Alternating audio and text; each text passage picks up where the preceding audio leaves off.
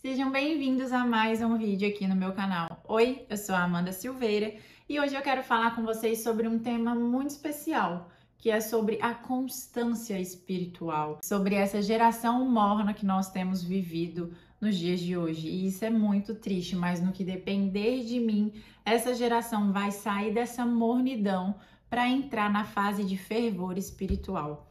E eu quero começar falando com vocês sobre uma passagem que está lá em Apocalipse, uma das cartas que Jesus mandou às igrejas, às 7 igrejas que tinha lá na época. E uma dessas igrejas era a igreja de Laodiceia. Está lá em Apocalipse 3, do versículo 14 ao 22.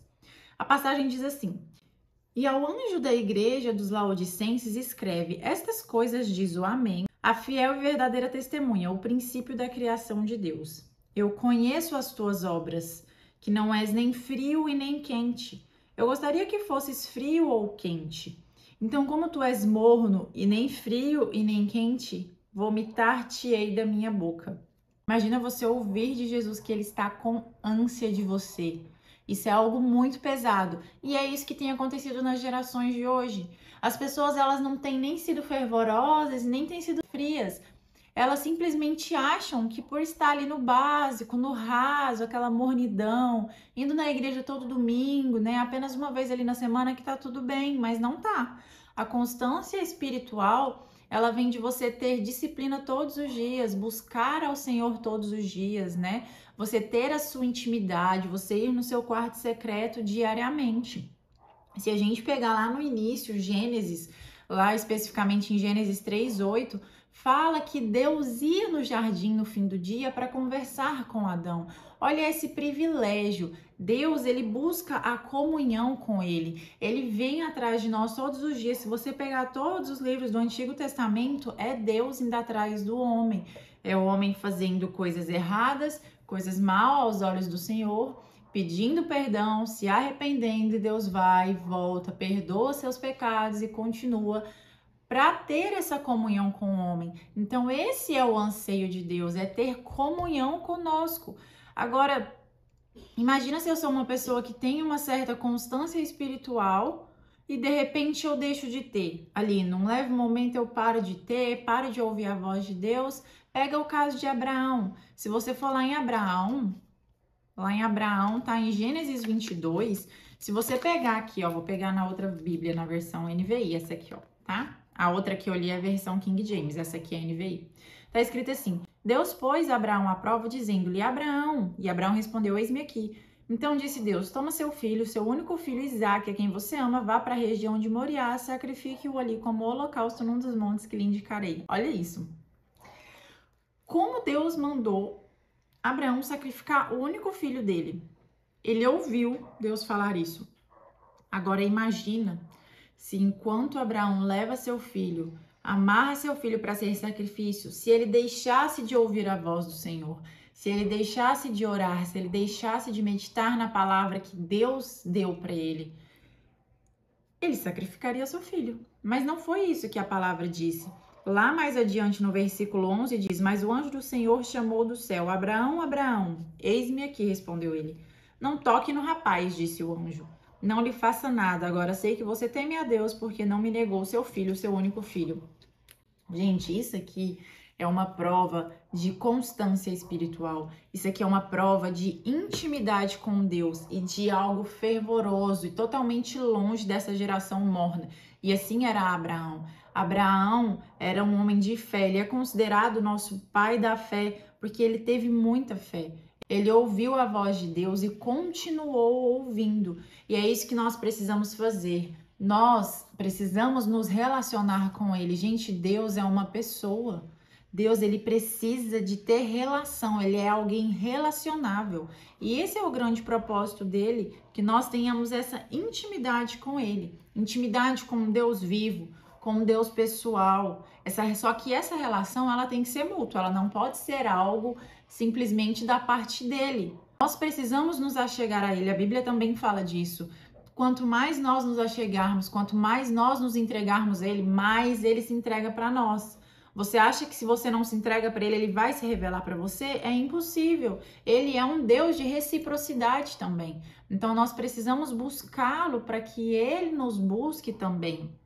Então falta essa intimidade dessa geração morna, sabe? E ter esse relacionamento com Deus, com o nosso Pai, não é apenas ver Ele como provedor, como protetor, como um abençoador, não, não. É ver Ele como alguém que tenha intimidade, um amigo íntimo, em que você conta para Ele tudo da sua vida. E quando você tem esse nível de intimidade com Ele, você começa a ter essa constância espiritual, você começa a entender o que é esse fervor e deixa essa mornidão de lado. Então, o que falta em nós, em muitos hoje em dia, é esse fervor espiritual. E, gente, deve ser horrível. Imagina Jesus chegar e falar para você que está a ponto de te vomitar. Isso quer dizer, eu não te suporto, é algo que me causa ânsia. Já sentiu ânsia, né? Antes de você vomitar, o tanto que isso é horrível. É isso que a geração morna está causando em Jesus. E isso é muito triste de ouvir. Então, nós devemos colocá-lo em primeiro lugar na nossa vida. Nós devemos colocá-lo como prioridade. Nós precisamos andar com Deus da mesma forma que Enoque andou com Deus. O andar com Deus lado a lado. E como que a gente vai fazer isso, Amanda? Eu separei 3 pontos aqui para que a gente tenha essa constância espiritual, essa comunhão e que a gente vá nesse secreto e se entregue verdadeiramente para Ele. Primeiro ponto é você ter amor e zelo pela palavra de Deus. Isso aqui, ó, gente, a gente precisa ter isso aqui no coração, não é apenas na cabeça.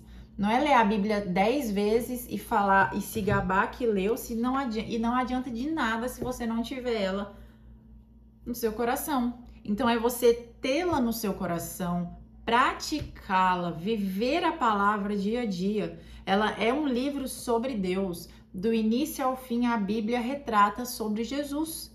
Então, o Antigo Testamento é a sombra de Jesus. O Novo Testamento é Cristo revelado. Então, do início ao fim, ela tem um assunto, que é Jesus Cristo. Nós precisamos, então, procurá-lo em cada linha que a gente lê. Como que Cristo se revela aqui? Como que ele se mostra? Como que é a sua índole? Como que é o seu caráter? Então, tá tudo aqui. Então, nós precisamos, sim, ter esse zelo pela palavra. Um outro ponto que vai nos ajudar a ter essa constância, essa intimidade. Oração, gente. O que seria essa oração? Às vezes a gente acha que não sabe orar, muitas vezes realmente a gente não sabe. Porque a oração, gente, não é apenas pedir, não é apenas interceder, não é apenas se lamentar, ser autocomiserável, sabe? Aquela pessoa mimizenta que murmura de tudo, essa pessoa vitimista, isso não é oração. A oração é além disso, sabe? Você precisa sim, lógico, pedir, interceder pelas pessoas, se fazer de vitimista jamais, tá? Mas você precisa orar para conhecê-lo. Você precisa orar para pedir a sua presença. Então, enquanto você estiver orando, fala para ele se revelar para ti. Senhor, se revela a mim. Pai, me revela a sua glória, me revela o que eu posso fazer para te conhecer mais e mais. Espírito Santo, me ensina a ter intimidade, me ensina quem Jesus é, me ensina quem o Pai é. Me mostra como eu posso me achegar mais a Ele, como eu posso conhecer mais a Ele. E assim, a gente consegue ter mais intimidade, porque essa oração vai ser atendida.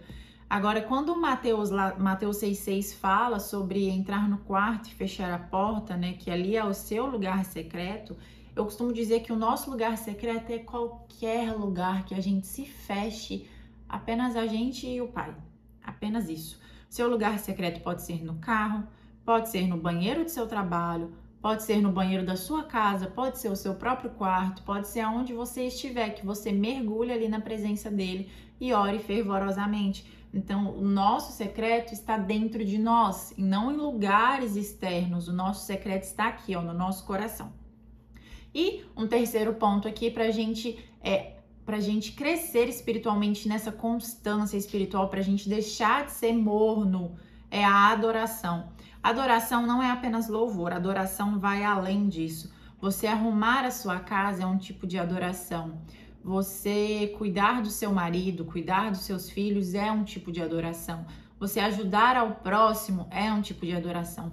Então, quando você caminha com Deus, você vive alegre, você sente prazer em fazer as coisas para a glória dele. Ah, mas eu não gosto de fazer tal coisa. Faça como se fosse para ele. A Bíblia também fala disso. Então, a adoração é você viver em gratidão com louvor nos lábios. Adorar ao Senhor ao comer, ao andar, ao tomar banho, ao cuidar do seu lar. A gente não pode se esquecer de adorá-lo nesses momentos, sabe? Nos pequenos detalhes, no lavar um quintal, no lavar a sacada, no caso aqui, no lavar a sacada. A gente tem que lembrar que isso é uma adoração, porque tudo foi feito por ele, para ele. Tudo é dele. Então, tudo que nós vivemos é tudo para ele. Então, isso é a adoração.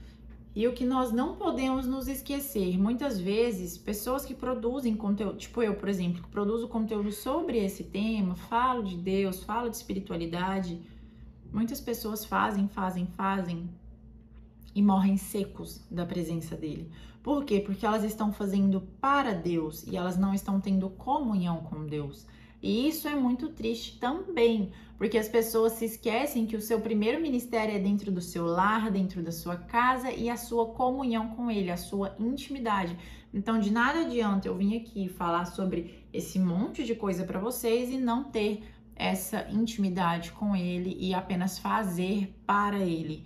Deus quer sim que façamos para ele, mas Deus também quer que façamos com ele. Deus quer que nós caminhemos com ele.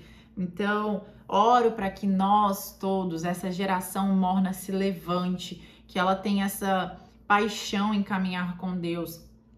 Hoje, o pastor Hernandes falou uma frase que eu achei muito real, que nós temos luz na cabeça, mas falta fogo no coração.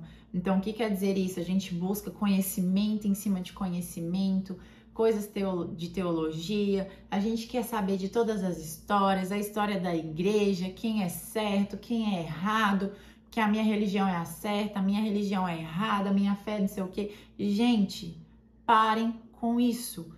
O que Deus quer de nós é esse fogo no coração para buscá-lo incessantemente e incansavelmente. Ele quer esse fogo no coração para que nós o busquemos, para nós nos debruçarmos diante dele. E se a gente voltar lá em Apocalipse, cadê Apocalipse aqui, ó?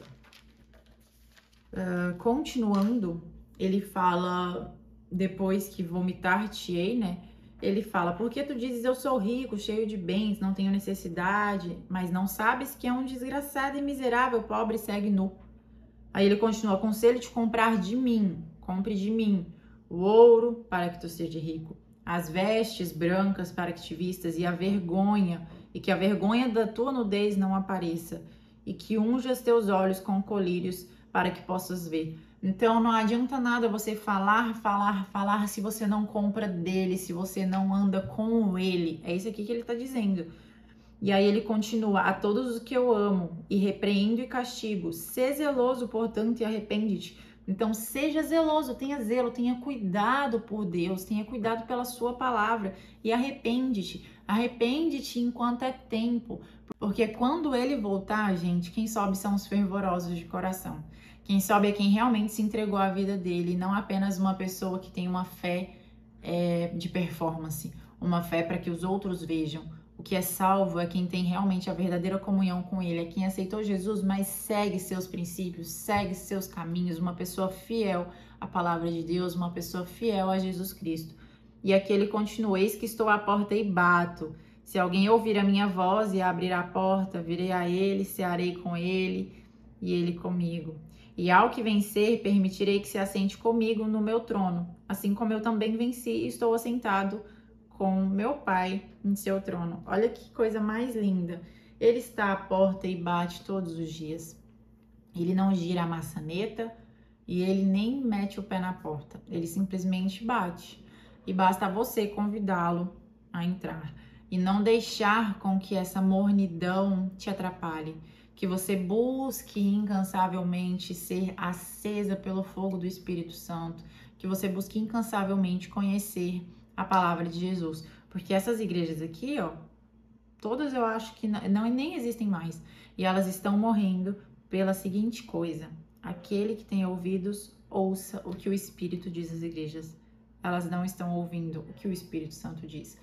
E eu não quero que isso aconteça com vocês. Então, ouçam o que o Espírito diz. E ele clama a todo momento pela tua volta para ele. É isso. Eu espero que vocês tenham entendido esse recado. Eu tenho um amor muito grande por esse tema. Eu acho muito incrível. E se você quiser saber mais conteúdos como esse, eu vou deixar aqui no link aqui na descrição um link do grupo de WhatsApp Estudo e Propósito. Nesse grupo, eu compartilho todos os dias algum devocional com as mulheres. Elas também trocam muitas ideias, trocam muitas experiências. E eu garanto que vai edificar a sua vida de alguma forma. Então, depois clica lá no link que eu vou deixar aqui embaixo e faça parte desse nosso time de estudo e propósito. Um beijo e até o próximo vídeo.